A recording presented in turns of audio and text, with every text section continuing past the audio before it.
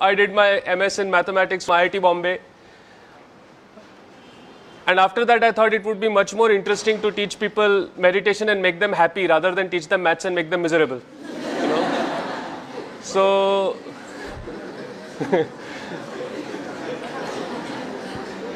though if you come for my maths classes, you will find that they are also very happening. Yeah. Now, today I thought I would just go a little bit into ancient history, yeah, and then come to where we are today. Okay, so all of you have heard of the Varaha avatar? Yes? If you have not, which country are you in? The Varaha avatar is when Lord Vishnu, right? He takes the shape of the boar, and then for some reason the earth is drowning in water. We don't know why and how. But the boar lifts the earth up and brings it out of the water, right? Saves the earth, so to speak, right? Yes. Now, that may be a fantastic story and all that, but check out the shape of the earth. What is it? It's round, right? Which means that more than 10,000 years ago, we knew that the earth was round. Yes? Which Europe only accepted once they saw the Apollo pictures from space, right? In fact, we call geography Bhugol, right?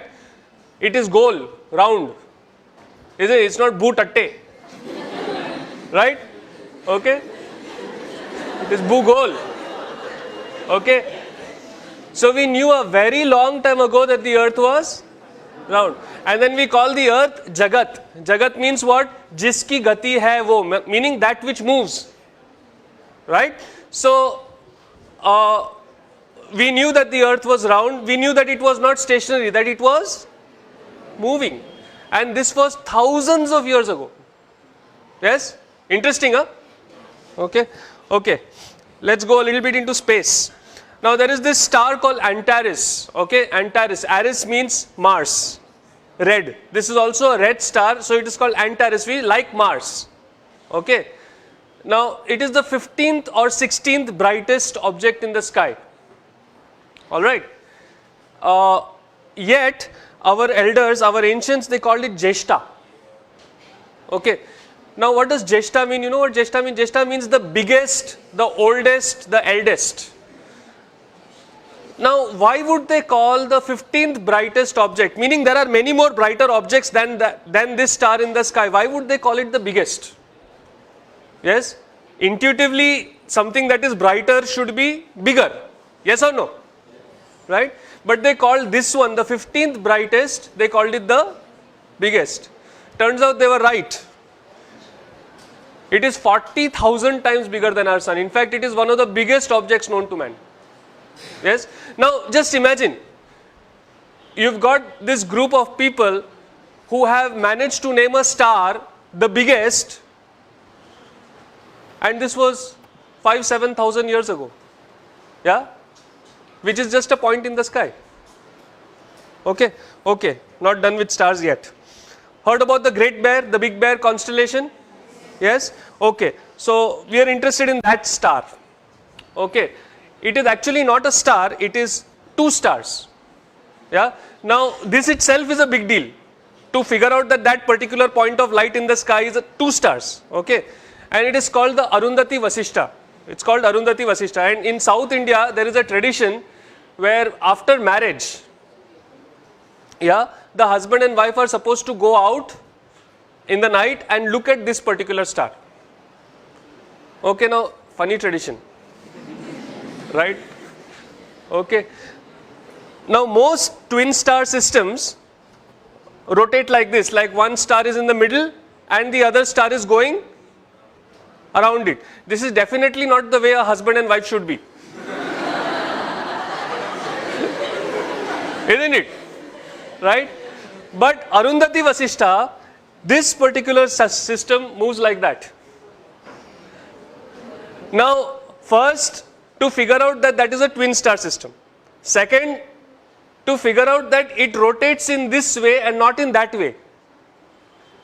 this is not something which is easy or obvious, is it? Yes. Third, to do it without telescopes. Yeah. Okay, metallurgy. Dinesh is BTech metallurgy from IIT Bombay. You know, there are these pillars which are rust proof in India. Do you know about them? The most famous one is in front of Qutub Minar. Yes. This is a 1,000-year pillar, 1,000 years old, and even the pollution of Delhi has not touched it. Yeah. It is still not rusting. Yeah. And the other one, this is near Bangalore in Kollur. Yeah.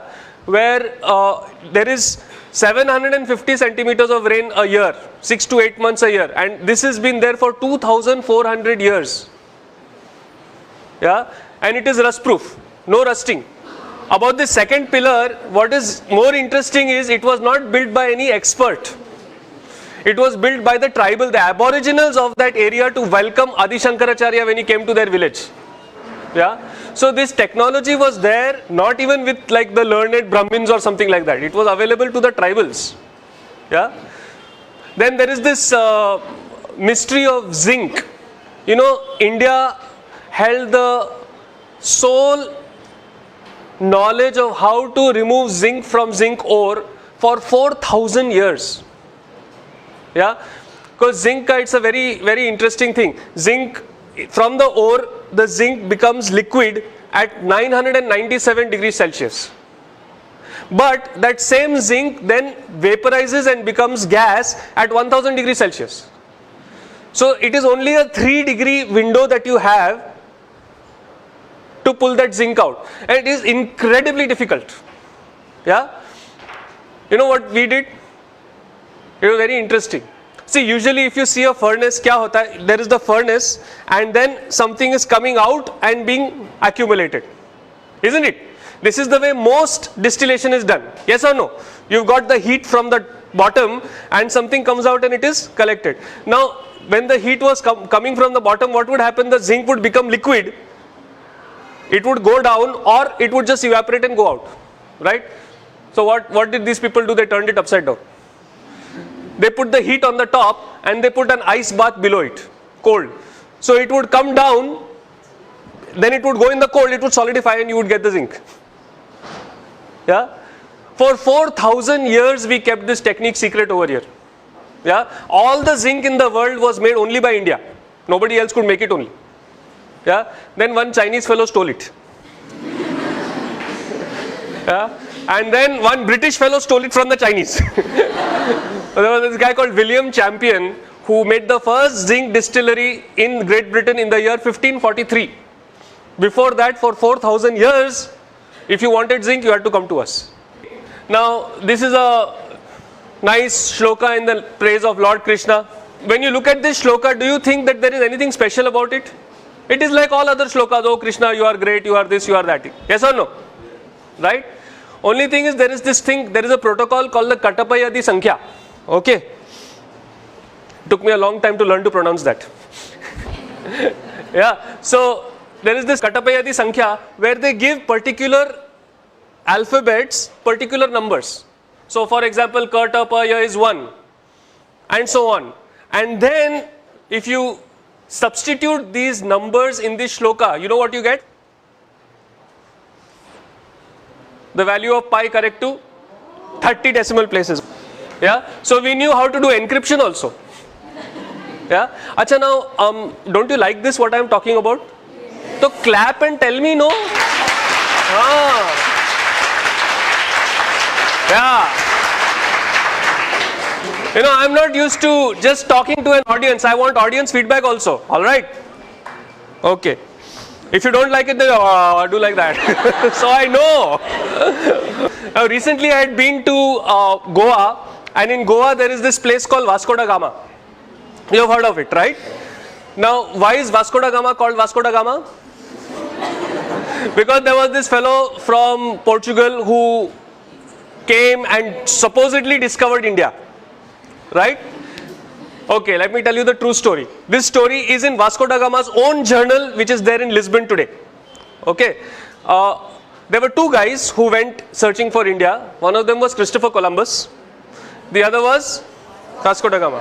Okay. Now Christopher Columbus, he went in the opposite direction. From Europe he went up. Okay. And he found America. Only he thought America was India. Okay. That is why the natives of Americans are called Indians. That's where the Indian name comes. Because he thought, मेरे को India मिल गया. Right. So he called those people Indian. He called them Indians actually. Then the other people came and called them red because they were not white. Yes. So that was Christopher Columbus' story. Vasco da Gama, he went in the opposite direction. If you know your geography, he came down from Africa, and he was too chicken to go out into the main sea. He would only sail keeping the coast in view. Okay.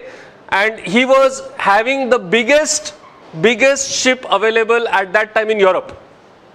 Alright. So he came all the way down to the Cape of Good Hope. Okay. And over there, he was wondering, now how do I cross? Because from there to go to India, you have to go across the ocean, across the sea. Right. Over there he met a Gujarati whose name was Kanha. Okay. He does not mention the surname. Possibly Patel. Okay. Yeah. So he met this Kana Bhai who was a trader from India, from Gujarat, who had ships 12 times the size of this ship. 12 times. And remember, Vasco da Gama's ship was the biggest ship in Europe at that time. Okay, he had ships which were trading ships, forget about military ships, trading ships which were 10 to 12 times the size of Vasco da Gama's ship, and Vasco da Gama's ship was escorted with 3 ships, like in formation. His ship was in the middle, those 3 of our Indian ships escorted this guy to Goa, to India. Yeah, so maybe we should call Kanha, no? Yes.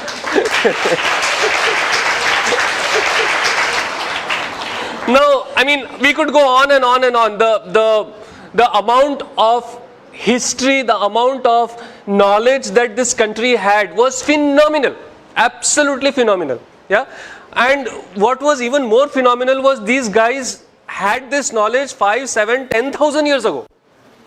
Yes, when Europe was still, using bow and arrow to kill deer, our people were distilling zinc. Yes. Now, how did they have this knowledge? Yes. No, there is only one reason. All our scientists were saints. All of them did pranayam, all of them did yoga, all of them meditated. Yes. So what happened was, because when you have trained your mind like this, when you have meditated, when you know how to do this, and you have done it for appreciable number of years, then you are no longer limited by physical instruments. If you want to go into outer space, you close your eyes, boom, you can go. If you want to go into the depth of the atom, you close your eyes, you can get there. And then you are seeing it, right? So it has to be accurate. That is how Arundhati Vasishtha turns out to be a twin star system which rotates around each other. Yeah? Are you getting what I am saying? Yes. Yes? That is how you can figure out how to make rust proof iron, which even till today we have not figured out. Yeah? So the basis of science is spirituality. Yeah? And this wealth that our country has, I will not say had, this wealth that our country has was systematically destroyed by the British when they came here. Yeah? They rewrote our history.